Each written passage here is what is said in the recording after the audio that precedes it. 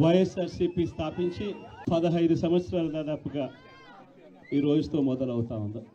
ఈ 15 సంవత్సరాల ఈ వైఎస్ఆర్సీపీ ప్రయాణంలో మొట్టమొదటి రోజు నుంచి ఈ పార్టీ పుట్టింది కష్టాల్లో నుంచే పుట్టింది. వైఎస్ఆర్సీపీ పార్టీ తమ కష్టాలుగా భావించి ప్రజల తరపున వాయిస్ ఆఫ్ ది వాయిస్లెస్ కింద ప్రతి అడుగులోనూ పోరాటం చేస్తూనే వస్తూ ఉంది వైఎస్ఆర్సీపీ. మరో 3 సంవత్సరాలు 4 సంవత్సరాలలో మళ్ళీ ఈసారి వచ్చేది మళ్ళీ వైఎస్ఆర్సీపీ పార్టీనే.